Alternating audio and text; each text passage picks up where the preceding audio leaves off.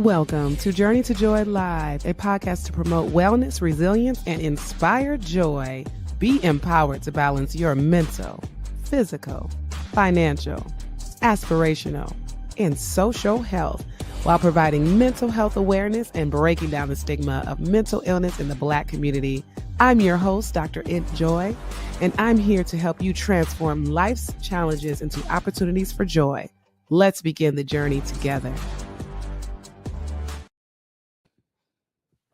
Hello, we are in episode 91, Menopause, Mood Swings, and more, what every woman needs to know about BHRT. And I am so happy that I have a special guest, Dr. Renee Allen. She is an OB-GYN physician. Thank you for being here. Thank you for inviting me. Really appreciate you. So tell us who you are. I know you have your own private practice, and we can find it at reneeallenmd.com, right? Correct. I do. All right. Hey, I am Dr. Renee Allen. I'm a board-certified OBGYN. I do have my own practice. It's called Eterna Vitality and Wellness. It is a 12-state telemedicine practice, so it's 100% virtual. And I treat patients mostly within 3 pillars. I help with medical weight loss management, perimenopausal and menopausal management, and hormonal balance with bioidentical hormone restoration therapy, and then also sexual wellness. Oh, all of that is awesome. You pretty much answered my next question, because I was going to say, wait, an OB-GYN private practice is 100% virtual. How do we Yes. do that? But all the things that you do, it makes sense. It's not like you're delivering babies virtually or doing pap smears or things like that. How long have you had your practice? I've had it for about a year and a bit, but really going hardcore within the last few months, meaning that it's really started to take momentum. I'm doing more marketing, I'm doing more outreach, word of mouth. I'm 100% focused on the practice, whereas I was a physician executive before. So I had to split my time between being a physician executive and then building this. So, but now it's 100%. Nice. And you said 12 states. Do you take, I imagine you take insurance? I do not. It is a cash pay, yes, membership-based model. So The reason concierge, basically. it is like concierge. And the reason being is because the type of therapy that I provide for my patients, many times I cannot, it's not going to be approved through insurance. They consider it not medically necessary or experimental. And so I just cannot fight with the insurance companies. And if they do even approve it, they want to control and dictate how the therapy goes. And that is not the type of medicine I practice. Exactly. Oh, that's good. And 12 states. So that is awesome. So you can find her through her website. You can find her on Instagram, Renee Allen MD. And I am just so happy to have you here, because there's a lot of women, every woman at some point goes through menopause, right? You just can't stop it. And there's all kinds of mental health changes, let alone physical changes. And so we're really going to get into like the hormone changes and the hormone replacement therapy, because a lot of women have questions about that. So let's just get right into it. So, I mean, many women experience mood swings, and then there's that brain fog that can happen, fatigue. Now, how can they tell if their symptoms are related to hormonal changes or something else? Yeah, this is an important question, because these symptoms can be very destructive, yet are often missed or misattributed by the woman to something else. So when a woman comes to me with mood swings, brain fog, fatigue, I look for several key patterns that suggest hormonal involvement. The first would be timing and cyclicality that are offering very important clues. So symptoms are that could be often worsened predictably with certain points in your menstrual cycle, or emerge during certain major hormonal transitions like perimenopause, pregnancy, postpartum. That's a strong indicator to me that there's a hormonal influence. So many women notice that these symptoms intensify like a few days before their period, or they can become more persistent as they're approaching menopause. And the constellation of symptoms also matters to me when I'm looking at it. So hormones rarely affect just one aspect of your health. So when you have mood changes and you have cognitive difficulties and energy depletion that also occur with other common symptoms that we know, like night sweats, irregular periods, or sleep disturbances, or changes even in the skin and hair, then we're most likely looking at hormonal factors. But having said that, these symptoms can absolutely stem from non-hormonal causes, or at least non-menopausal menopausal causes, like thyroid disorders or Mm. deficiencies or autoimmune conditions or mental health concerns as well too. Sometimes multiple factors are at play simultaneously, and Oh so that's gosh. why comprehensive testing is so crucial. And beyond the standard thyroid panel most doctors run, I recommend I have a whole panel of Oh, hormones that good. are carefully selected, including some things like, of course, estradiol, progesterone, Mhm. testosterone, but also DHEA, cortisol levels. I'm looking at chronic inflammation markers, things like that that can kind of clue me in, as well as nutritional deficiencies like vitamin D, B12, iron, magnesium. All of these can mimic or exacerbate hormonal symptoms. Mm. But what's most telling is how women Yeah. respond to targeted treatment. So we can address the underlying hormonal imbalance and symptoms can significantly improve, then that's confirmation that we've identified the root cause. And the most important thing is Mm. symptoms are not just something that we have to live with or Mhm. be dismissed as normal aging, because whether hormonal or not, they're signals that deserve proper investigation and treatment. That's great. Yeah, very thorough evaluation that you do. So I'm glad you do all the labs and things because you really just don't know just because they might be around the age of menopause, it doesn't mean it's definitely menopause. And Right. speaking of the age, because you really could be a wide range to even be considered. What's the youngest you've seen that's and you really found that yeah, it's menopause. Well, and I'm glad that you're distinct. So menopause needs to be defined, and we've used just it really is just a random number that was picked, 12 months. It could have been 15 months, it could have been 9 months, but we have decided that 12 months without a period is considered menopause. And so menopause is really just one day of your life, and then you're postmenopause. But and on within this country, the United States, Ah, age is 51. However, I see, and I see very commonly now, is the perimenopausal woman. And that can be span anywhere from 7 to 10 years before menopause. So I'm seeing mm.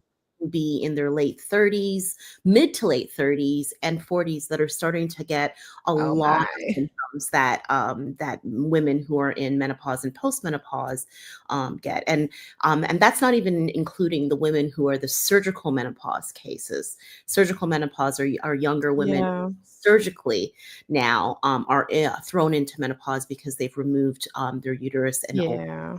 tubes. Yeah. Yeah, there's that too. Okay, doc, you named some ages. I am 41. I Okay. just had a kid 2 years ago, so I just feel like I'm ages away from menopause, but it sounds like it could be close for me. So someone like me, what are some of the first symptoms that we would see and to, because we usually think, oh, hot flashes. Oh, it's menopause. We do, don't we? We think hot Yeah. flashes, night sweats, brain fog, that kind of thing. But really, honestly, the first few major signs of perimenopausal symptoms is anxiety, um, Mm, is having trouble sleeping, is cyclical changes with your cycle. So let's break that down. So the anxiety, you can just feel you may be reacting differently to things that than you did before, and this is like a consistent pattern now that you're feeling that you're just reacting differently.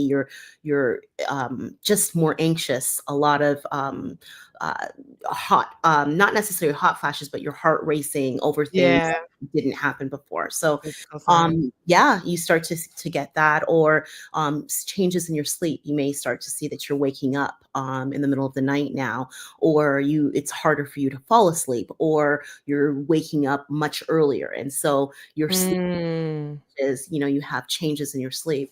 And then cyclical changes are very common. And maybe you were like clockwork before, and now you're finding that you're no longer clockwork, like things may be off by a few days, either shortened or lengthened. That's Mhm. indicator that your body is starting to go through the perimenopausal process.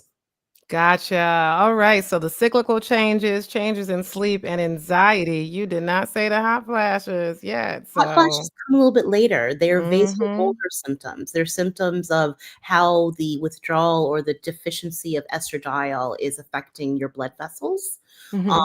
And it's all interplayed. So, how you are responding to it's interplayed with your brain and your Mhm. central nervous system, the thermoregulators within Yeah. the portions, and then also how your blood vessels are responding. So it's like all an interconnection. Yeah. Makes sense. I'm learning too. I mean, we both went to medical school, but it's been a long time since I learned any of that, and you're Well, definitely very specialized. So, Joy, let me just say that I'm a board certified OB, so I went through residency as to train as an obstetrician and gynecologist, learn uh-huh. how to catch babies, whether vaginally or cesarean, learn how to Yeah. do all the gynecological surgeries, and also the medicine pertaining to gynecology, right? Mhm. However, and I trained at Emory, big, well-known institute Nice. in the South. Uh-huh. Let me just tell you that my menopause training, I trained in 2004, 2003, around there. Mhm. That's when I was like an intern. That was at the height of the WHI study. And so everyone was afraid. Uh-huh. Patients, doctors alike. My training for menopausal hormone balancing and symptom relief was very minimal. If anything, I was trained to give the lowest dose possible for the shortest amount of time. And if Hmm. we even did give, that's even if we did give hormones. If anything, we were told to really give antidepressants.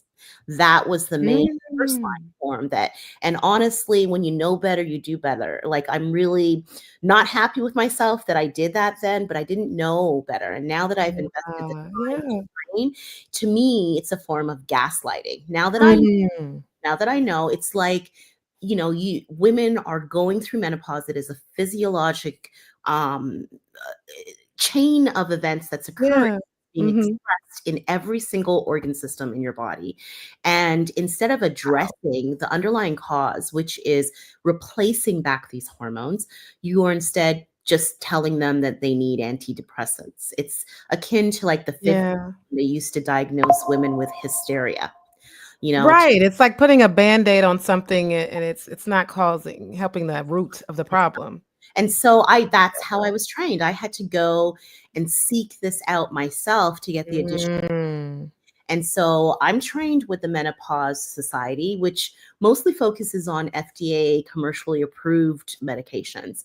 And so I can do that. It's not what the basis of my practice is. The basis of my practice is bioidentical hormone restoration therapy. And I found that I'm able to get the most success from my patients using compounding medications instead of the commercially approved, just because I can't get optimal Oh. levels that you need in order to see the changes Uh-huh, in not just symptom relief, but actually to reverse certain chronic diseases of aging and uh-huh. also to prolong life. You can achieve that with proper hormone replacement therapy. I am just able to better achieve it through using the compounding medications as opposed to the FDA. Okay, so is that pretty much we're starting to get into our next question here, what exactly is BHRT? You started Yeah, to explain that it's compound therapy. yeah. So let's go into that a little bit more deeper. How is that different from the Yeah. traditional hormone therapy? Right. So the traditional hormone therapy that everyone, the WHI study was based Yeah. on traditional hormone therapy that is synthetic hormones. Okay. To be very honest, the hormones that they used in the WHI study, which everyone knows is the Women's Health Initiative, were oral forms of synthetic hormone of both Premarin, which is estrogen that is procured from the urine of pregnant horses, pre-mare, Premarin, pregnant mares, Right.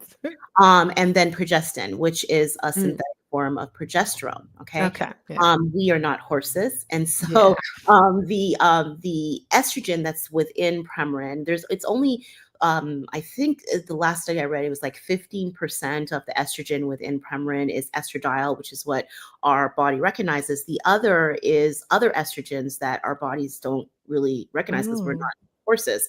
And then the right, Right. and That then part. synthetic progesterone.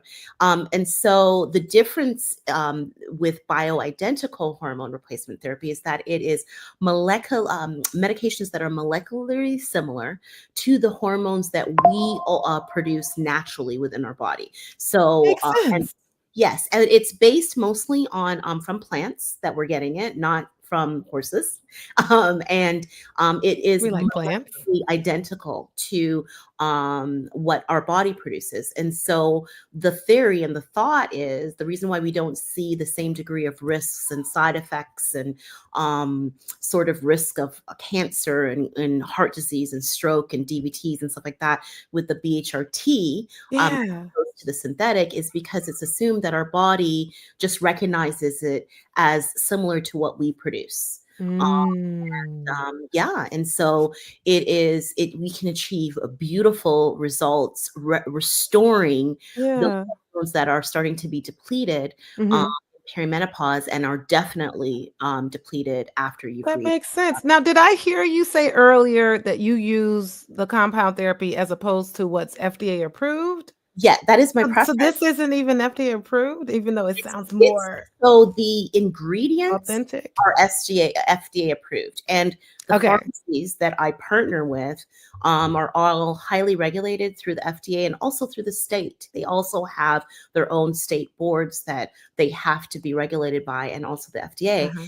The actual medication, I'm not prescribing, like, for example, Synthroid, which is a commercially available drug, T4, that you give. I'm not prescribing that. I'm prescribing instead desiccated thyroid, which Mm. compounded thyroid that's both, it's actually T1, 2, 3, and 4, but in particular the concentration of T3 and T4 is what makes that hormone particularly effective. And so that would be the equivalent of what I am prescribing, and I'm achieving amazing results. The reason why my preference is compounded BHRT is because the FDA approved commercial bioidentical hormones, because there are some, we have estradiol patch, we have estradiol ring, we have some, but it tends to be one size fits all. Mm. You can't personalize it. You can't get that Yeah. precision um, medicine that now people are expecting. They're expecting you to craft it towards their body, their lifestyle, so that it fits into their life. So I'll give you an example. I have many women who are not able to tolerate taking the estradiol patch because Oh, yeah.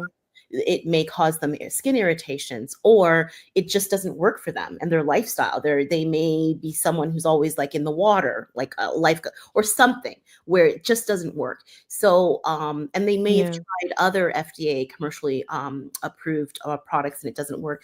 With compounding, Mhm. I can have the You can compounding adjust it. yeah, change the delivery form. Mhm. So maybe that patient, it may be better for them to do a troche where they are, it's dissolving in between their cheeks and they're Mm. hormone that way as Yeah. opposed to through a patch. Or it might be that a cream might be better for them as opposed to a patch. So Very there's flexible. or an injection. So there's many different ways that the hormone can be delivered when you're using a compounding pharmacy. But having said that, the caveat is that not all compounding pharmacies are created equal. Okay, so Yeah. pharmacies do have a bad rep. Yeah. Amongst my physician colleagues, if they're not very knowledgeable to understand that it is regulated, but you have to do your research and ensure that you are partnering with, you're very selective as to which Mhm. pharmacy. The pharmacies that I partner with is, some of them have been around for close to 40 years. And so these are very high quality products that are very regulated, that they are, but it's not the FDA commercial regulated. It's a different, Yeah. it's to ensure that they're consistent in what they're giving with every dose. Right. I achieve amazing results. I'm both a physician prescriber for these compounding pharmacies, but I also am a patient. So I'm using the same product Hey. that I'm You prescribing. can say, "Hey, it works," and you are like a witness, so that's good. Well, this is great. So we talked about the symptoms of menopause, what to look out for, and we're talking about the hormone therapy. So what if there is someone listening, but they're hesitant about hormone therapy? What are some of the myths and misconceptions about Yeah. hormone therapy that we should be aware of? Because we probably assume certain things about these Yeah. treatments. So the conversation around hormone therapy has been clouded by misunderstanding for decades. Yeah. And I see the impact of this misinformation every day in my practice. So let me address some the most persistent myths. So perhaps the most damaging misconception stems from the WHI study from the early 2000s, which That's a created study. widespread fear that all hormone therapy increases breast cancer and cardiovascular risk. What many don't realize is that this study used synthetic hormones, as I said, not bioidentical ones, and primarily involved women who started hormone therapy many years after menopause, not Mm. a woman. And subsequent research and reanalysis of the WHA data have shown that timing does matter tremendously. Hormone therapy initiated within that critical window, typically within 10 years of menopause onset, is associated with reduced cardiovascular disease and overall mortality. Reduced. But that is for the synthetic medications. That is not, you can't make those same statements about bioidentical hormone replacement, molecularly similar, because that wasn't studied. So Mm. everyone wants to do. They want to say, let me give you an analogy. It's like saying that I did a study that showed that strawberry flavored jelly beans cause Mhm. breast cancer and increases your cardiovascular risk. And then I make the leap and say, so since strawberry flavored jelly beans causes breast cancer and cardiovascular and increases your risk of DVTs and strokes, then strawberries also. Oh, yeah. That's the That's a good example. they made that jump. And so you saw Yeah. how you reacted where you're like, come on, can't One's very synthetic, the other one that is very that's real. that's what has persisted amongst Hmm. both patients and physicians Hmm. alike. So, and another persistent myth is that hormone therapy simply masks symptoms without addressing underlying health. In Mm. reality, estradiol and progesterone are fundamental biological needs. And their decline actually affects virtually every organ system in the body, from the brain and cardiovascular function to bone density and to metabolic health. And so restoring these hormones isn't masking symptoms, it's addressing the root cause of those symptoms by replacing That's what I would think. Yeah. but can no longer produce adequately. And Mhm. so to me, like this is what a lot of my patients, they come to me and they've been experiencing a lot of different symptoms Yeah. that no one has kind of equated that it could be as a result of menopause. And so they go to their primary care physician and they say, doctor, you know, so I'm starting to get more flare-ups of my autoimmune disease, and I'm also like I have this anxiety and I'm not able to sleep, or I'm gonna like do some real examples that are gonna blow your mind, but I'm Yeah. gonna but the primary care physicians will then hear that and then they'll start to say, okay, go to this consultant and let them see you. And then they go to two or three different consultants, and Yeah. the two or three different consultants do their workup, and then they prescribe their medications that they think are going to help. And then before you know it, the patient's on, 4, 5, 6 different Yeah. medications, Oh. where really the central cause of all the Mhm. population of symptoms is if we just replace the hormones that they are no longer producing adequately back, then we can significantly decrease a lot of the symptoms and even eliminate it. And so, Yeah. and You're treating, like, each individual symptom, but not the root cause, and then after a while, you're treating side effects of other medications, and then you're on 10 medications. Oh, right. god. And a lot of women feel, a lot of people feel that, and I've heard physicians themselves say this, that, well, women aren't supposed to feel the same, once they're in menopause. It's like I heard a physician the other Oh, day say, well, when a child goes through puberty, they're not going to feel the same that they did before they were in puberty, and so you don't expect them to feel the same after. And so it's the same with menopause. And so basically what she's saying is that you should just accept it. and accept that you're going to feel crummy for about Oh, 40% of your life, because now women are the rest of are your life. longer, right? And so about Mhm. 40 years. So let's just say you go through menopause in your late 40s, early. So you have another 30, 40 years of life, and you're supposed to just be miserable for those. Oh, no. Instead, to me, that's a very uneducated physician who's speaking. And Ew, yeah. looking at the way things are now. And so biologically, women really were not supposed to live for decades upon decades upon decades after Yeah, people they, were dying right after menopause back in the yes, they day, did. thousands They of years did, ago. right? Mhm. People weren't living 30, 40 years after menopause. They were dying shortly after. Mhm. Completely. So now this is an adaptation of how we have advanced as humans. And so, yeah, the impact of a woman living 30 or 40 years of life without these estrogens and without these progesterones can be fundamentally, it can shorten in their lives, okay, fundamentally. And they can Yeah. increase risk of, let me give you an example. Did you know that postmenopausal women have a higher risk of high output heart failure, Oh, as wow, no.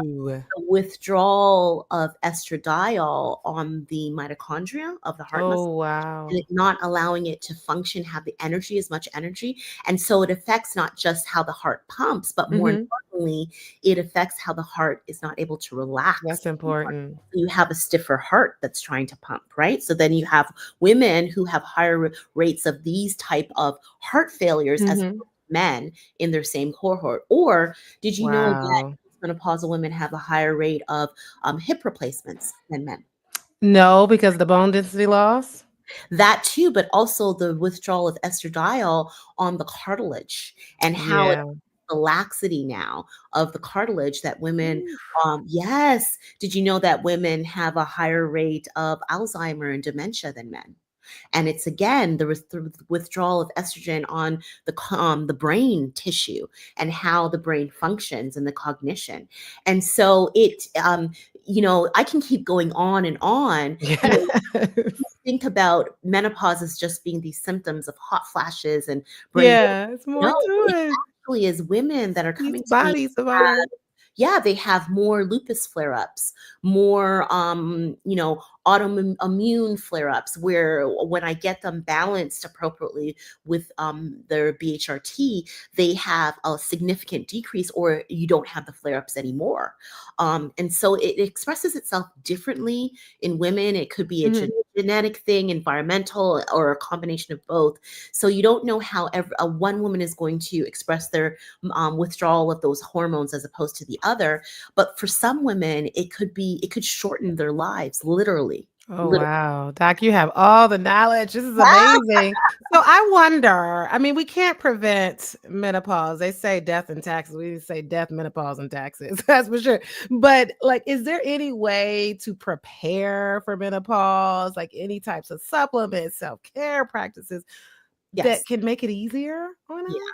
us? We want to take care of ourselves. So I think I read a study recently that women who tend to have better diets Oh, leading up, they have a better transition. So, and it may also be because they may be more metabolically balanced. They may not be as insulin resistant. And so all the hormones interplay with one another, I right? love it. Estradiol interplays with insulin levels and how your body reacts and how sensitive it is to insulin, and vice versa. So if you have a woman who may have a poor diet and may be pre-diabetic, or have metabolic syndrome or have insulin resistance, she may express her menopausal symptoms more severely than someone who doesn't. So how Any particular foods? Because when you say better diet, what does that mean? you want to, I'm not advocating a low carb diet, but you want to be cognizant of what you're putting into your body and Ah, making sure that it's balanced. And you want to make sure that you're yeah. balanced with both minerals, your vitamins, minerals, but also your protein and your fiber. Mm, And you're ensuring that you're getting adequate amount of fat, because fat is important. And you are ensuring that you're getting an added amount of carbs in the form of sugar, but it cannot be where it's mainly carbs and mainly fat, and you're not getting the other nutrients in. It needs to so be. those good foods that we really want anyway when we're going through menopause, Yes, the we can't eat those. Mediterranean diet is an excellent diet. It actually has everything. Really? Yes, it's excellent. It if you follow that diet and you use the types of fats that they use, which are all good, healthy, wholesome fats, and the types of proteins that are eaten, and the types of vegetables, Ooh, very fresh vegetables. it's It's so like, flavorful too, yes, Mediterranean you're food. living in the Mediterranean, so you're going to the market every day, you're buying your fresh fish, you're buying your fresh meats, you're buying your fresh vegetables and fruits. You do have grains that you're eating with it, but it's not the main part of your diet. That diet is a beautiful diet, and it is the one that I use most Yeah. commonly in my programs for my patients. So how do you prepare? You pay attention to your diet. You pay Mhm. attention to the exercise. You need to ensure that you have appropriate muscle mass. So you're not just doing all high intensity exercise, that actually the majority of your exercise is strength training. And then what you're doing to keep your heart rate up may be swimming or yoga or walking, but you really are focusing on keeping that muscle mass up. Good. That's Okay. one thing. Or your sleep hygiene, very important. You don't want to throw your cortisol levels off, because that disrupts everything. So making sure that you are, ensuring that you're getting adequate sleep, and that your circadian rhythms are balanced and it's not off, and you're not getting just 4 or 5 hours of sleep a day. You're actually getting your 8 hours of sleep, and you're getting Sleep. good sleep um, Mhm. in those 8 hours. Stress management, finding ways to ensure that your cortisol levels are not chronically elevated. And so doing meditation and breath work. So all of that is very important. That's how you can prepare. You cannot predict how your body is going to Yeah. menopause. It actually, what they say is that if you look at your mother or your sister, if they've gone through Yeah. menopause, you kind of follow along the So that family is line. true. Yeah, that I is don't even remember my mom talking about her experience. most women, of our age looking at our moms, they didn't. Yeah. They didn't Don't talk talk about it. about it. But now we are. The narrative is changing, and I'm so proud to Mhm. be a part of that movement to try to educate women, and not even just educate them, but offer them therapy and treatment that is truly life changing, truly. Yes. Now, let's talk about sex. We cannot talk about menopause without talking about sex, because when we talk about menopause and these Now you're hormone speaking my changes, language, girl. yes, sex can be more Yes, painful. You dry down there, all kinds of stuff. And you mentioned earlier that that's part of what you do. I do. So, I mean, I you do. could I talk, treat just let's many just talk women about it. Yeah, go with ahead. hypoactive sexual desire disorder. I have many patients. I have lots of different therapies to help women. Women who may have issues with their libido, so with their desire, they may Yeah. not desire it as much. Or women who do desire, but did you know that I read something the other day? And I don't know, I didn't go delve as much into it. So don't quote me, but I heard that a large percent of women, I think it's like 25% of women, have not experienced an orgasm. I'm just like, Oh, that sounds about right. that Yeah, I is think that is the number, crazy. maybe Yeah, I heard more. about The and so orgasm at all, or just doing none, intercourse? none, none, They don't self-pleasure not then. even, not Or even they, on their own, like oh, true. no. Right. And even though, and then there's a large percentage where, they very infrequently do. So I help Mhm. women with those who have not experienced orgasms, or those who very infrequently, or those who just want to intensify it, baby. I got lots Ooh, of this is a different. whole 'nother episode. I love this subject. I've got a whole bunch of different treatments that I can offer. Like um, medication or therapy or all of the above? Honey, all of the medication and therapy. I mean, we go through the whole stress management and sleep hygiene because that factors in. If your cortisol levels are chronically elevated, it's going to be hard for you to achieve orgasm because they all interplay with one another. But Already. over and above that, I have some good stuff that I can offer, and I know What's a lot one of people. thing? Obviously not over the counter. We're gonna come to Okay, you. Go to Dr. Allen. so Huh? one that's really common that a lot of people know about is like a version. It's been termed screen cream, but it's just a concoction of different. Some of its hormones. Some are vasodilators. Even Cialis or Viagra, like the generics, can Yeah, be makes mixed sense. in, but it causes you to be your clitoris and the surrounding areas to just be hypersensitive, so that Good. it decreases the threshold for you to get to achieve your orgasm. So I have some creams that can do that. Obviously, I have Cialis and Viagra. I have that available.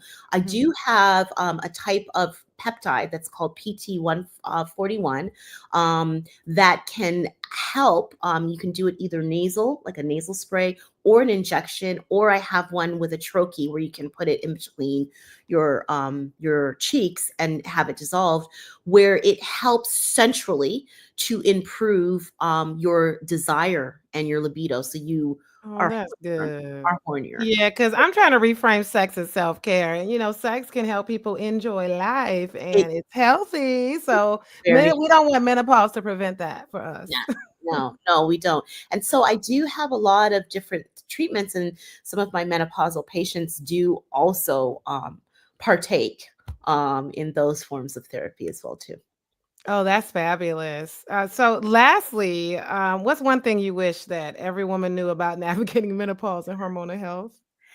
That it's not just aging, and that it really is really something that their body is adjusting to, Yeah. and that there is help out there. It's not just all in their mind, like a lot of people, or a lot of physicians, unfortunately, uh, Yeah.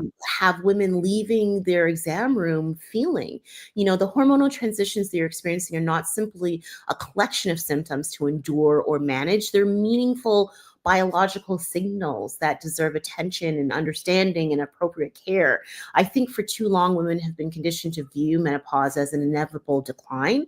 Yeah, That decline, yeah. through silently, and we're told that hot flashes and mood changes and sleep disturbances and your cognitive shifts are just part of being a woman, and that expressing concern about these changes somehow indicates weakness or vanity. Mm. This dismissive attitude that I unfortunately have to say I have even seen and witnessed myself amongst my physician Wow. colleagues has resulted in generations of women receiving inadequate care and, Mm. frankly, in my opinion, being gaslit during Mm. a critical health transition. And so, what I wish every woman knew is that these symptoms aren't minor inconveniences. They're actually important indicators of underlying biochemical changes Yeah. affect not just their comfort, but your long term health trajectory. And the same hormonal shifts that are causing the hot flashes are also affecting your brain, your heart, your bones, your metabolism. And when we dismiss Everything. symptoms as normal or inevitable, where you miss crucial opportunities for prevention and intervention that Exactly, because it makes you, like, not go get the treatment because 'cause you're can like, "This is what I have to deal with. This is my new life." Yeah. impact longevity and their quality of life. So your experience matters. Your symptoms have biological significance. And most importantly, you deserve healthcare that addresses the root cause of your symptoms rather than simply managing them or putting a band-aid over them or suggesting that you learn to live with them. So that is what I really wish that every woman knew about navigating menopause, and that they feel empowered to speak up for themselves. And if your Yeah. OBGYN just is using outdated information Okay, because a lot of us are. If Mhm. they haven't invested the time to learn and to study and to understand that there is a difference between synthetic hormones and bioidentical hormones, and to understand that women actually should be on this until they die, actually. It is long term. Okay, that's a question we didn't No. ask. And they can also start it at any point as long as it's bioidentical, not the synthetic. The WHI told you that for synthetic, 10 years max, because after that, you're going to start to see an increased risk of heart attack, stroke, Oh my breast goodness. cancer. Okay. I don't see And how anybody's not gonna do BHRT after this. not the synthetic. I'm That's not what I'm saying. Now we're gonna want to do the bioidentical hormone exact. therapy. That's what I'm Yeah. saying. Yeah. This is great. So, I mean, we can find you in 12 states. So it seems like everybody go to Dr. Allen. Hopefully, you get a flux of patients. You are Oh, on Journey to Joy Live, and so I ask all my guests, "How's your journey to joy? my What's your journey. journey?" Yes, What is my journey to joy? yes. Being able to partner with women like you, okay, and to be able to Aw. have a narrative with women like you who are have a platform and who are doing hard work to make hard changes for other women, Yes. for other men, for individuals, okay, out there who are empowering others to be more healthy and who are helping them. That is my journey to joy. I'm a part of that Aw. group like Yeah. you. And so thank you. That's all I have to You're welcome. Thank you. You dropping all the knowledge. I learned something. I had a lot of people over here commenting on Oh, Instagram. Thank you, really? ladies. Yeah, somebody said, "Thank you, Doc. We are not horses." Somebody said, No, "Wow." you're Somebody not. said, "So true." So they're over there just like, "Woohoo." So we learned a lot tonight. So I really appreciate you for I coming enjoyed this. This on. was fun. Invite me again, girl. Let's go and do I this. sure will. We can have a whole episode about sex. That'll be good. I Yes. had an episode about sex last year. We overdue. Yes. You are speaking my language. Yeah.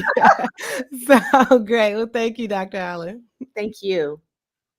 This has been an Enjoy Life production. If you're in a crisis, don't hesitate. Call, text, or chat 988 for immediate support. Please note, this podcast is for informational purposes only and is not a substitute for professional treatment.